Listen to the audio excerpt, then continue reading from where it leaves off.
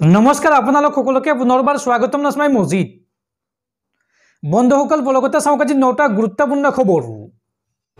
প্ৰথমটো খবৰ, গুৰু শিষ্যৰ পবিত্ৰ সম্পৰ্কত পুনৰ কালিমা হানিলে এইগৰাকী লম্পট শিক্ষক অনিল নাথে।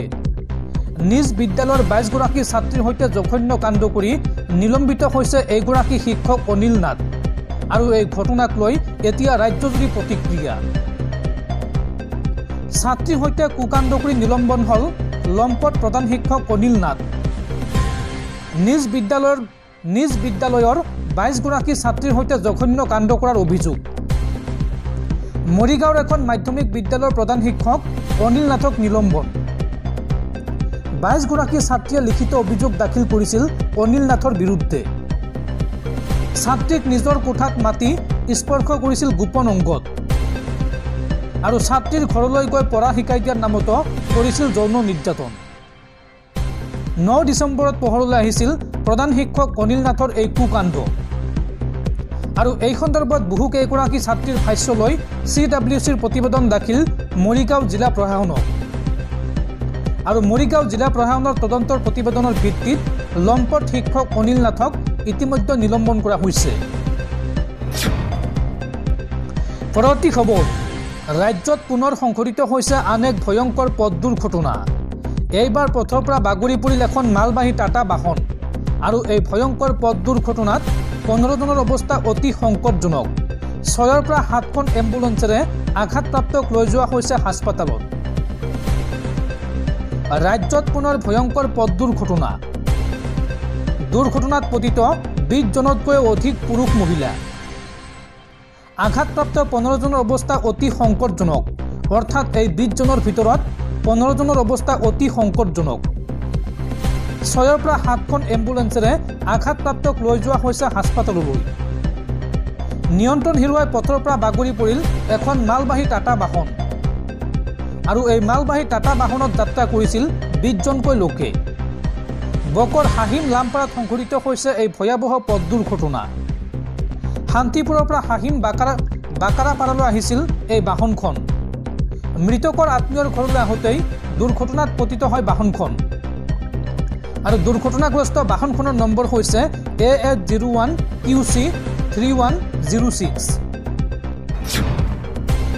পৰৱৰ্তী খবৰ, সাৱধান ৰাজ্যবাসী। ৰাজ্যত আগন্তুক 15 জানুৱাৰী পৰ্যন্ত নামিব প্ৰচণ্ড শীত, প্ৰান্তে প্ৰান্তে পৰিব কুঁৱলী।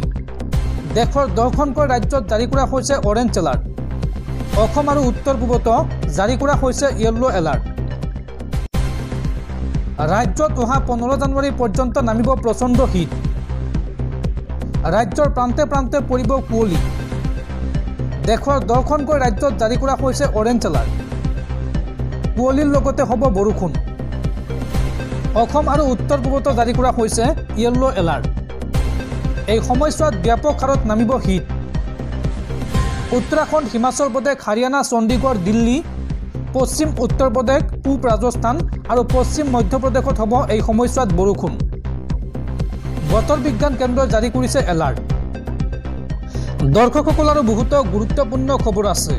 তাৰ আগতে আপোনাক জনাওঁ যে যদি আপুনি এতিয়ালৈকে এইটো ভিডিঅ'ত লাইক কৰা নাই তেন্তে এতিয়াই ভিডিঅ'টোত লাইক কৰি দিয়ক আৰু এনেকুৱা ধৰণৰ ভিডিঅ'সমূহ নিতৌ চাবলৈ চেনেলটো ছাবস্ক্ৰাইব কৰি কাষত থকা বেল আইকনটো প্ৰেছ কৰি ৰাখক। পৰৱৰ্তী খবৰ, দেশৰ কোটি কোটি কৃষকৰ বাবে ভাল খবৰ।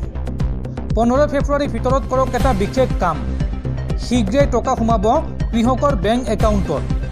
এই সন্দৰ্ভত বৃহৎ ঘোষণা কেন্দ্ৰীয় চৰকাৰৰ। দেশৰ কোটি কোটি কৃষকৰ বাবে ডাঙৰ খবৰ। বানপানীয়ে অনিষ্ট কৰিছিল নেকি আপোনাৰ খেতি পথাৰ? সুৰপোকে অনিষ্ট কৰিলেও কৰক এটা বিশেষ কাম। পথাৰত নষ্ট হোৱা ফচলক লৈ চিন্তা কৰিব নালাগে। নষ্ট হোৱা ফচলৰ ক্ষতিপূৰণ লাভ কৰিব দেশৰ কৃষকে। চৰকাৰে ক্ষতিপূৰণ দিব কৃষকক। পোনে পোনে এই টকা সোমাব কৃষকৰ বেংক একাউণ্টত। তাৰ বাবে আজিয়েই কৰিব লাগিব এটা বিশেষ কাম। কি কাম কৰিব লাগিব চাওঁ আহক। 15 ফেব্ৰুৱাৰীৰ ভিতৰত কৰিব লাগিব নাম পঞ্জীয়ন। যিসকল কৃষকে ইতিমধ্যে ফচল বীমা কৰাইছে সকলোৱে পাব ধন আৰু দেশৰ 19.67 কোটি কৃষকে লাভ কৰিছে ফচল বীমাৰ সুবিধা। আৰু ইতিমধ্যে পৰিশোধ কৰা হল 1.65 লাখ কোটি দাবীৰ ধন। 70 কোটিৰো অধিক কৃষক আবেদন পত্ৰ প্ৰাপ্ত কৰা হল। ফসল বীমা সুবিধাৰ বাবে চৰকাৰে মুকলি কৰিছে হেল্পলাইন নম্বৰ। প্ৰতিগৰাকী কৃষকে সেভ কৰি ৰাখক এই মোবাইল নম্বৰটো বা এই হেল্পলাইন নম্বৰটো। হেল্পলাইন নম্বৰটো হৈছে 14447। ভাৰত চৰকাৰৰ কৃষি আৰু কৃষক মন্ত্ৰালয়ে জাৰি কৰিছে এই জাননী। পৰৱৰ্তী খবৰ, অখিল গগৈক পইচা দিছে মুখ্যমন্ত্ৰীয়ে আৰু সেই পইচাৰে মুছলিম এলেকাত নাচি আছে অখিল গগৈ। টকাৰ লোভত বিক্ৰী নাযায় মুছলমান। মুখ্যমন্ত্ৰী হিমন্ত বিশ্ব শৰ্মা আৰু অখিল গগৈক এইবাৰ কঠোৰ সমালোচনা এআইইউডিএফ প্ৰধান মৌলানা বদৰুদ্দিন আজমলৰ। মুখ্যমন্ত্ৰী হিমন্ত বিশ্ব শৰ্মাই পইচা দিছে অখিল গগৈক। মুখ্যমন্ত্ৰী এতিয়া অখিল গগৈক মুছলিম এলেকাত লগাই দিছে। মুছলমানৰ ভোট বিচাৰি বিজেপিয়ে ভিক্ষা খোজা আৰম্ভ কৰিছে। সামগ্ৰীৰ পিছত বাকী ঠাইতো পইচাৰে মুছলমানৰ ভোট কিনিব খুজিছে। কংগ্ৰেছ নে মুখ্যমন্ত্ৰীৰ কাৰ টকা বেছি আছে সেয়া সময়ে ক'ব। অখিল গগৈৰ নৃত্য চাবলৈহে মুছলমান লোকসকল গৈ আছে মিটিঙত। অখিল গগৈ হিন্দু এলেকাত যাব নোৱাৰে, গতিকে মুছলিম এলেকাত গৈ আছে। বিজেপিয়ে মুছলিম ভোট লৈ যাব। কংগ্ৰেছৰ চিন্তা বাঢ়িছে এতিয়া।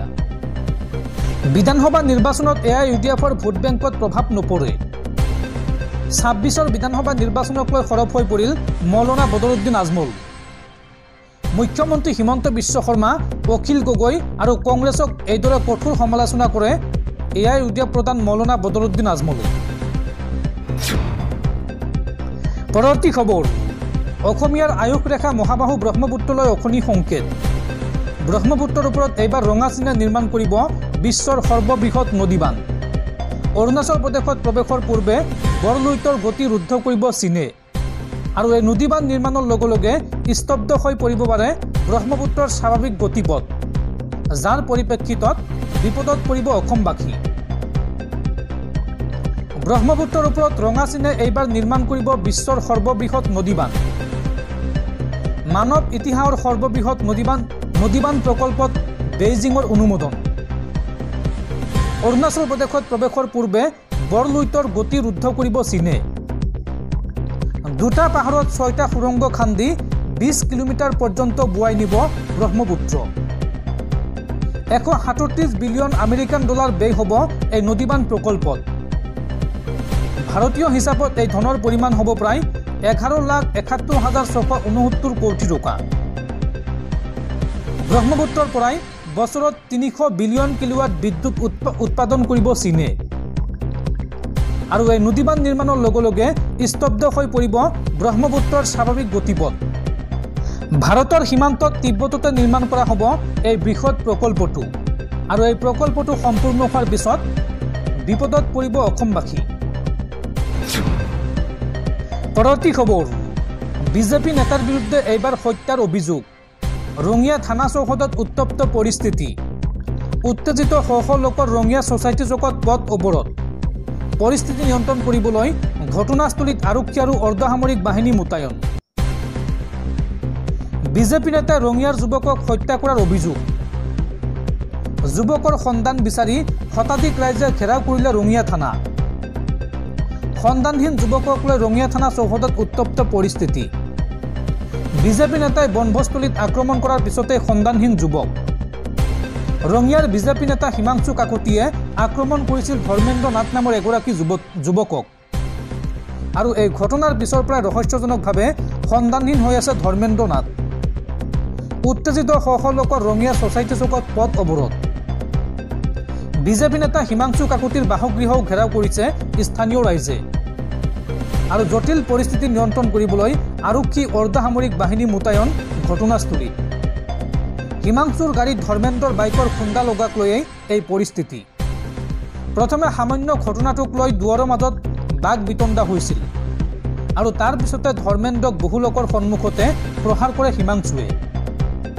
খৈৰাবাৰী ধৰ্মেন্দ্ৰৰ লগত যোৱা একাংশ বন্ধুক আক্ৰমণ কৰিছিল হিমাংশুৱে আৰু তাৰ পিছতে পৰিস্থিতি ক্ৰমান্বয়ে বেয়াৰ দিশে গতি কৰে।